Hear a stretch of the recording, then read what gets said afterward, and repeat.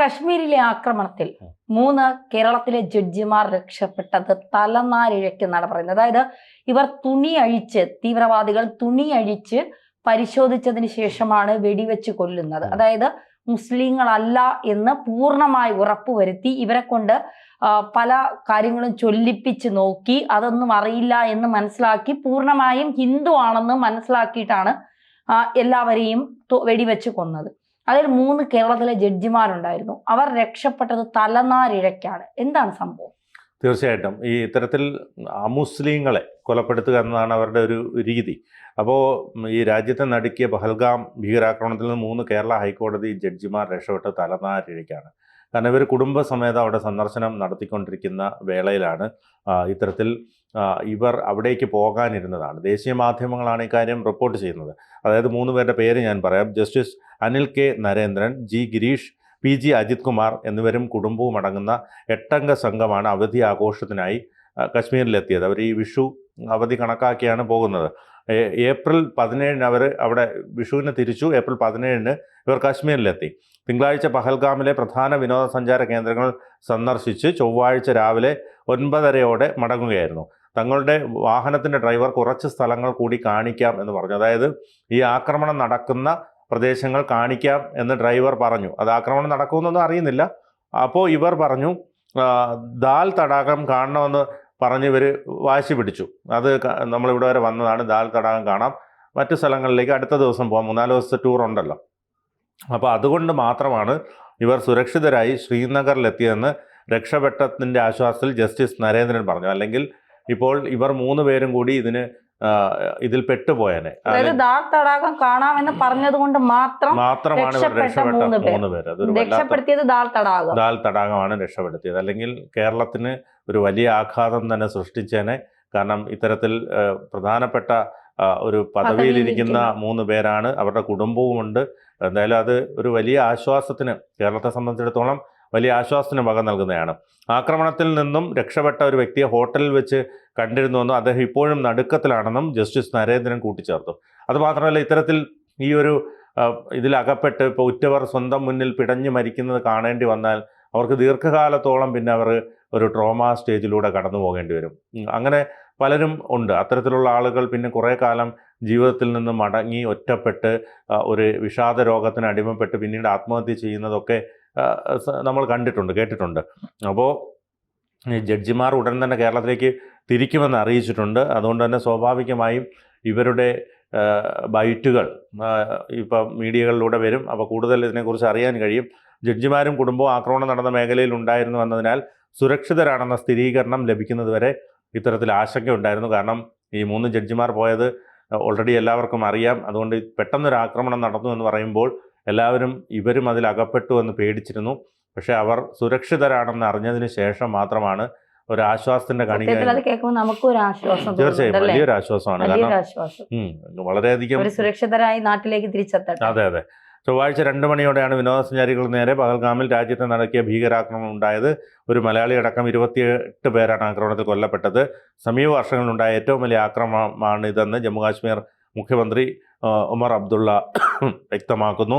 പ്രാദേശികവാസികളെ, കച്ചവടക്കാരെ ഒഴിവാക്കി വിനോദസഞ്ചാരികളെയാണ് ആക്രമികൾ ലക്ഷ്യമിട്ടത്. അതാണ് തന്നെ ആദ്യം സൂചിപ്പിച്ചതുപോലെ വിനോദസഞ്ചാരികളെ വസ്ത്രമഴിച്ച് പരിശോധിച്ച ശേഷമാണ് അമുസ്ലിങ്ങൾ എന്ന് മനസ്സിലാക്കിയതിന് ശേഷമാണ് ഇവരെ കൊലപ്പെടുത്തുന്നത്. എന്തായാലും ഈ ഒമർ അബ്ദുള്ള ഈ കാര്യം ഇങ്ങനെ പറയുന്നതിനോട് നമുക്ക് ഒന്നും പറയാൻ കഴിയില്ല. കാരണം അദ്ദേഹത്തിൻ്റെ ഒരു വീഴ്ച തന്നെയാണ് ഇതിൽ സംഭവിച്ചിരിക്കുന്നത്. കാരണം സ്വാഭാവികമായും സംസ്ഥാന സർക്കാർ ഇക്കാര്യത്തിൽ ജാഗ്രത പുലർത്തേണ്ടതാണ്. അല്ലാതെ ഇതിപ്പോൾ ഏറ്റവും വലിയ ആക്രമണമാണ് ഇതെന്നൊക്കെ അപലപിച്ചിട്ടൊന്നൊരു കാര്യമില്ല. ഇതിനെ തടയണമായിരുന്നു.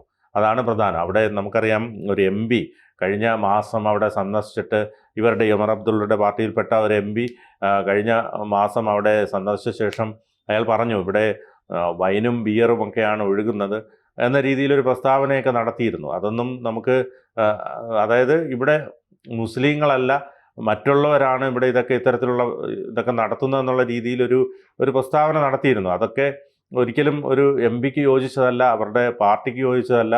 കാരണം ഇത്തരത്തിൽ അവിടെ വിനോദസഞ്ചാര കേന്ദ്രമാണ്. അതോടൊപ്പം തന്നെ ധാരാളം പേർ ഇവിടെ സന്ദർശിക്കാൻ എത്തുന്നുണ്ട്. അതൊക്കെ ഓരോരുത്തരുടെയും വ്യക്തിപരമായ കാര്യങ്ങൾ. പക്ഷേ എല്ലാ മതവുമായി കൂട്ടിക്കുഴച്ച് ഏത് കാര്യത്തെയും മതവുമായി ബന്ധപ്പെടുത്തി പറയുന്ന രീതിയാണ് അവിടെ നിലനിൽക്കുന്നത്. ഇക്കാര്യത്തിൽ കോടതി ചെയ്തതും വളരെ തിടുക്കപ്പെട്ടാണ് എന്ന് തന്നെ പറയേണ്ടി വരും. കാരണം ഇവിടെ രാഷ്ട്രപതി ഭരണം നടക്കുന്ന വേളയിലാണ് കോടതി പെട്ടെന്ന് സർക്കാർ രൂപീകരണം നടത്തണമെന്ന രീതിയിൽ വളരെ പെട്ടെന്ന് തിടുക്കപ്പെട്ട് ആ വിധി പ്രസ്താവിക്കുകയും തുടർന്നാണ് അവിടെ ഒമർ അബ്ദുള്ളയുടെ നേതൃത്വത്തിൽ അവിടെ സർക്കാർ രൂപപ്പെടുകയും അതിനുശേഷമാണ് ഇപ്പോൾ ഇത്തരത്തിൽ ഒരു രാജ്യത്തെ നടുക്കിയ 28 പേർ മരിക്കുകയും കുറേ പേർക്ക് പരിക്കേൽക്കുകയും ചെയ്യുന്ന ഒരു അക്രമത്തിലേക്ക് കാര്യങ്ങൾ കൊണ്ടെത്തിച്ചിരിക്കുന്നത്. ഇതുമായി ബന്ധപ്പെട്ടെ രഞ്ജിത്ത് ഗോപാലകൃഷ്ണൻ എന്ന് പറയുന്ന ഒരു അഡ്വക്കേറ്റ് ഒരു പോസ്റ്റ് ഇട്ടിട്ടുണ്ട്. കശ്മീരിൽ നിന്ന് കൊല്ലപ്പെട്ടവരുടെ ചോര പുരണ്ടിരിക്കുന്നത് ദില്ലിയിൽ സപ്രമഞ്ചത്തിൽ ചമന്നിരിക്കുന്ന സുപ്രീം കാലന്മാരുടെ മുഖത്താണ്. ഇവരാണ് ഈ അവസ്ഥ ഉണ്ടാക്കാൻ കാരണം. ജമ്മു കാശ്മീരിൽ തിരഞ്ഞെടുപ്പ് നടത്തി സംസ്ഥാന നിയമസഭ ഉണ്ടാക്കണമെന്ന് കേന്ദ്ര സർക്കാരിന് അന്ത്യശാസനവും സമയവും കൊടുത്തത് ഈ നാറികളാണ്. ഇദ്ദേഹം പറയുന്നതാണ്, നമ്മളല്ല. അല്ലെങ്കിൽ കുറച്ചുകൂടി കാലം ഗവർണർ ഭരണത്തിൽ പട്ടാളത്തിന്മേൽ നോട്ടത്തിൽ കശ്മീരിലെ തീവ്രവാദികളെ ഇല്ലായ്മ ചെയ്യാൻ സൈന്യത്തിന് സഹായിക്കുമായിരുന്നു. സെപ്റ്റംബർ 30-നകം തിരഞ്ഞെടുപ്പ് നടത്തണമെന്ന് വാശി പിടിച്ചത് സുപ്രീം കോടതിയാണ്. അങ്ങനെ തിരഞ്ഞെടുപ്പ് നടത്തി ഭരണത്തിലേറിയ സംസ്ഥാന സർക്കാരിനാണ് ഇപ്പോൾ സ്വാഭാവികമായും ലോ ഓർഡർ ഉത്തരവാദിത്വം. ഒമർ അബ്ദുള്ളയുടെ നേതൃത്വത്തിലുള്ള സർക്കാരാകട്ടെ സുരക്ഷയുടെ കാര്യത്തിൽ തികഞ്ഞ അലംഭാവമാണ് കാണിച്ചത്. അതിന്റെ ഫലമാണ് ഇന്ന് കണ്ടത്. കശ്മീരിൽ താഴ്വര ഇന്ന് വീണ്ടും തീവ്രവാദികളുടെ പർദീസയായി മാറിയിരിക്കുന്നു. സുപ്രീം കോടതിക്ക് സ്വോത്രം. നീതിപീഠം ഏതാണ്, തീവ്രവാദി കേന്ദ്രം ഏതാണ് എന്ന് ജനത്തിന് ഇപ്പോൾ സംശയം തോന്നി തുടങ്ങിയിരിക്കുന്നു. മണിപ്പൂർ കലാപത്തിന് മൂലഹേതുവും ഒരു കോടതി ഉത്തരവായിരുന്നു എന്ന് മറക്കരുത്. ആയിരങ്ങളുടെ ജീവനും സ്വത്തും ജീവിത മാർഗവുമാണ് ഇരുണ്ട കുപ്പായത്തിലിരുന്ന് എഴുതിയ ചെകുത്താൻ വിധിയിലൂടെ ഇവിടെ നഷ്ടമായത്. മോദി സർക്കാർ നിലയ്ക്ക് നിർത്തേണ്ടവനെ നിലയ്ക്ക് തന്നെ നിർത്തണം. അതിനാണ് ജനം ഭരണം ഏൽപ്പിച്ചു തന്നതെന്ന് BJP മോദിയും ഓർക്കണം.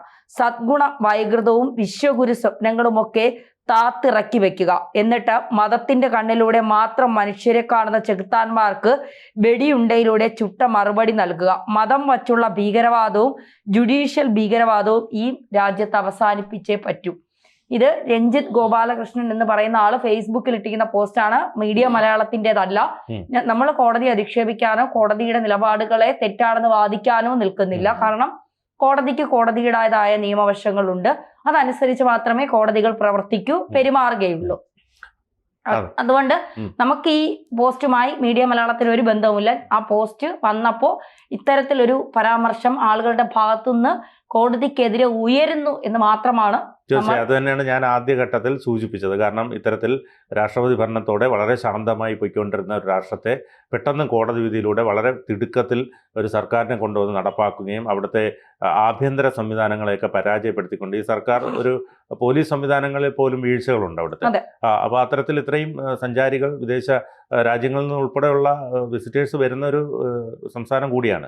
സ്വാഭാവികമായും ഈ സംസ്ഥാന സർക്കാർ ജാഗ്രതയോടെ പ്രവർത്തിക്കാത്തതിന്റെ ഫലമാണ് ഇതൊക്കെ. എന്നിട്ട് ഒമർ അബ്ദുള്ള അതിനെ അപലപിച്ചിട്ട് കാര്യമില്ല. പക്ഷേ കോടതി വിധിയെ വിമർശിക്കുകയല്ല, പക്ഷേ കോടതി തിടുക്കപ്പെട്ട് ഇത്തരത്തിലൊരു വിധി പ്രസ്താവിക്കുമ്പോൾ അതിൻ്റെ പ്രത്യാഘാതങ്ങൾ കൂടി കണക്കിലെടുത്ത് വേണം അത്തരത്തിൽ ഉള്ള വിധികൾ പ്രസ്താവിക്കാൻ എന്നുകൂടി ഈ അവസരത്തിൽ പറഞ്ഞു വയ്ക്കുന്നു. തീർച്ചയായിട്ടും.